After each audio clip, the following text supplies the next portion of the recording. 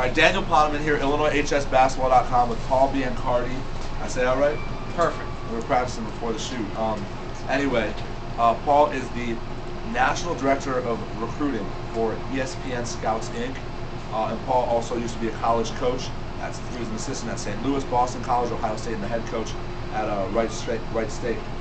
Now, first off, tell me a little bit of the differences in the last year from being a college coach to now a scout for ESPN.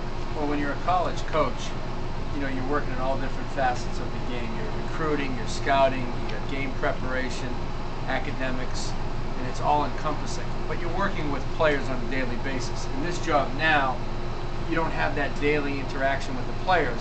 I'm just doing kind of one phase of coaching. I'm evaluating and scouting and putting my information on ESPN for the country so they'll know who the best players in the country are. So it's really more specific what I do as compared to coaching. Now do you miss the other aspects of coaching, the college games and the recruiting? Well, anytime you do something for 20 years and you had some success at it, you enjoy it, you miss it. I miss the players, I miss practice, but the job at ESPN is so outstanding that I can see it being a career-long job.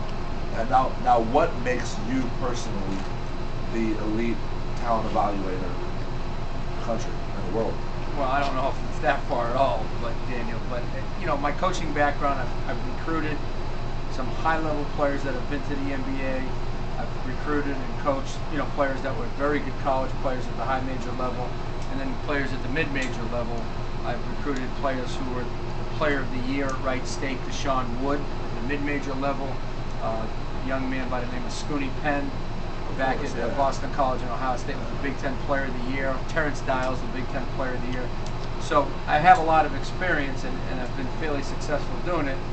So I'm fortunate that ESPN gave me this position.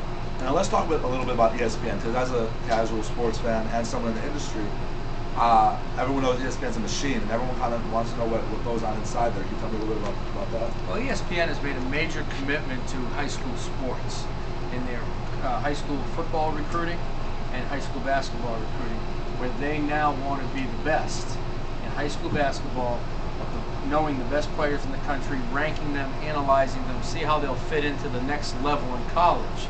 So it's an all-encompassing situation for ESPN, because they want to be the best and be the authority on high school basketball. It's just one small part of a corporation that we all know delivers maybe the best information of sports today, from golf to tennis to football, pro basketball, NCAA. I mean, it's all encompassing. But I got to point out, the new ESPNChicago.com, as a Chicago sports fan, I love it. It's awesome.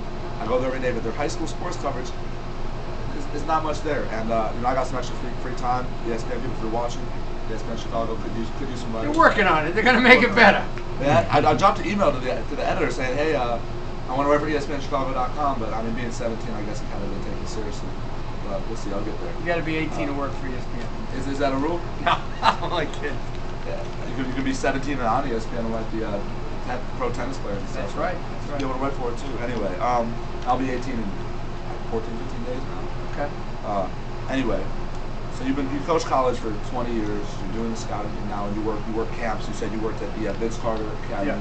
Can you tell me a little bit about the opportunity to coach at these camps, like the ABCD in the past? And yeah. So I had a chance to work 3 elite basketball camps: the NBA Players Camp, ABCD Camp in New Jersey, and this recent year, the Vince Carter Skills Academy. And they're all different. NBA camp had some great players where they worked on life skills and games. Got to coach some great players there. The ABCD camp, I had O.J. Mayo and Billy Walker. We didn't lose a game. We went undefeated. Hard to believe that, right? It was good coaching. It was great players.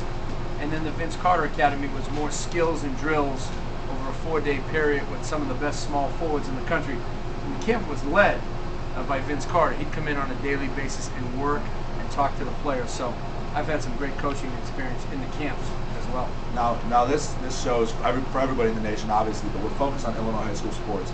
Mike Shaw and Jeremy Richmond, 2 Chicago guys, were both in the Vince Carter camp. Tell me a little bit about working with them in their game. Yeah, Jeremy Richmond is probably the most talented player at the Vince Carter Skills Academy. He can score from anywhere on the floor. He's athletic. He can drive to the basket. He can make a jump shot. He passes well. He plays the complete game. But for Jeremy, I think to be a great player, his motor has to be on all the time. And sometimes his motor isn't on all the time. And when he gets that motor going every single day, every single possession on both ends of the floor, he's as good as any player in the country in his class. Now you mentioned Mike Shaw. You mentioned that when you were coaching him, you said he was really receptive to your coaching. Now tell me a little bit more about Mike Shaw and how valuable that aspect Well, is. that's anytime that you are a hungry player and a humble player, you're going to grow and improve. Mike Shaw, 6'8", 240, a terrific build, good athlete. You know, working on his skill level at the Vince Carter camp, he worked on his ball handling, he worked on his shooting, he worked on his passing, his defense, and when you had to correct him, he was very receptive, very coachable, and taking what you tell him and trying to become better. So I was really impressed with his work ethic and his ability to want to be better.